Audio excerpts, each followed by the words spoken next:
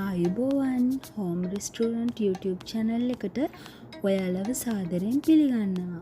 අද මම හදන්න යන්නේ ඇම්බරෙල්ල චට්නියක්. මේකට අවශ්‍ය කරන දේවල් පහළ තියෙන description box එකේ දාලා තියෙනවා.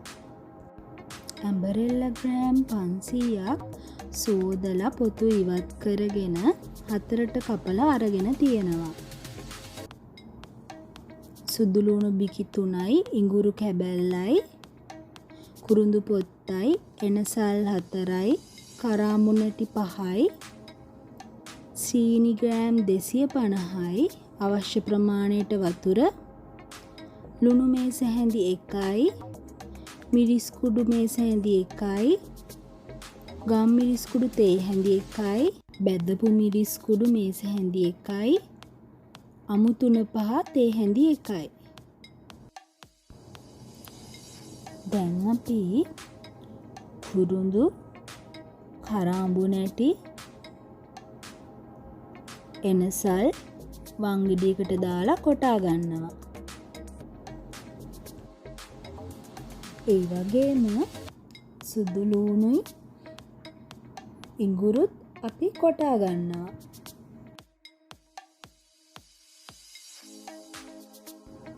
මැටි හට්ටියක් ලිපේ තියලා සීනි ග්‍රෑම් 250 එකතු කරගන්නවා.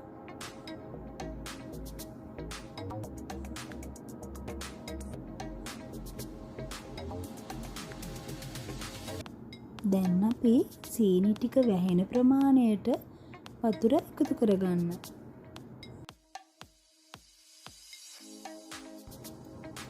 දැන් අපි මද ගින්දරේ සීනි ටික හොඳින් දිය කරගන්න ඕන.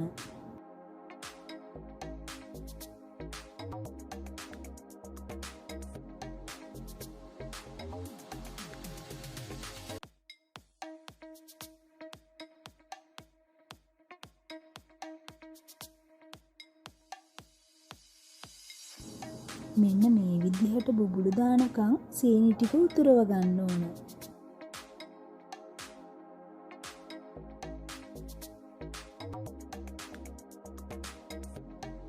මෙන්න මේ වෙලාවේදී තමයි අපි ඇම්බරෙල්ල ටික එකතු කරගන්නේ.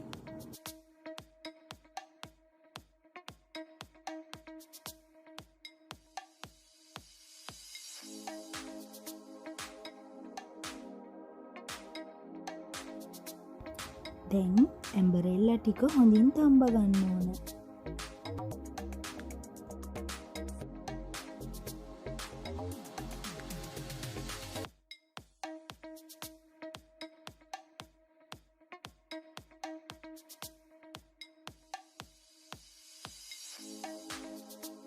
මේ පාටට වෙනකන් තැම්බුණාට පස්සේ අපි මිරිස් කුඩු,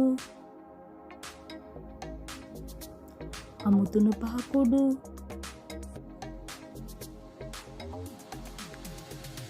ගම් මිරිස් කුඩු, බැදපු මිරිස් කුඩු එකතු කරගන්නවා.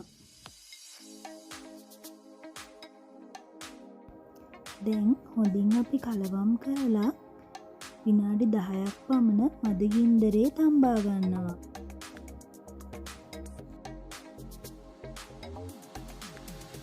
විනාඩි 10කට පස්සේ මෙන්න මේ වගේ තමයි පේන්නේ. ඒකට අපි ලුණු කුඩු එකතු කරගන්නවා.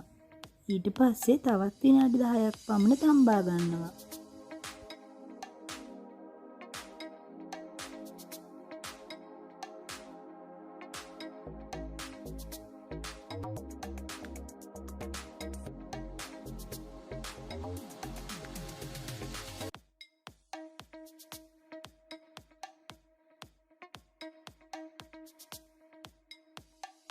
මේ පැහැයට ආවට පස්සේ අපි කොටාගත්ත එනසල්, කරාඹුණැටි, කුරුඳු පොතු එකතු කරගන්නවා.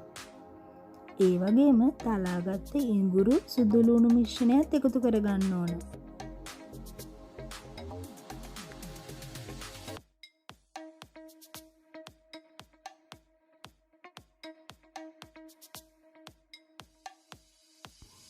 මේ ටිකත් අපි හොඳින් කලවම් කරලා තවත් විනාඩි 10ක් පමණ මද ගින්දරේ තම්බා ගන්නවා.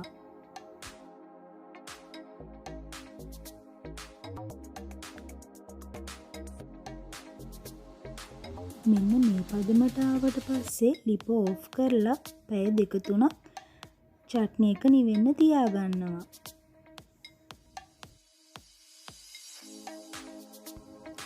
මේ තමයි අපි හදාගත්ත ඇම්බරෙල්ලා චට්නි එක.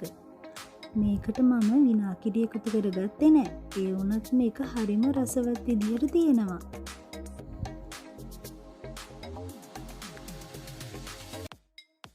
දැන් අපි මේ චට්නි එක ජීවාණුහරණය කරන ලද වීදුරු බෝතලයකට දාලා අසුර ගන්නවා. එතකොට අපිට මේක මාසයක් වුණත් තියාගෙන කන්න පුළුවන්.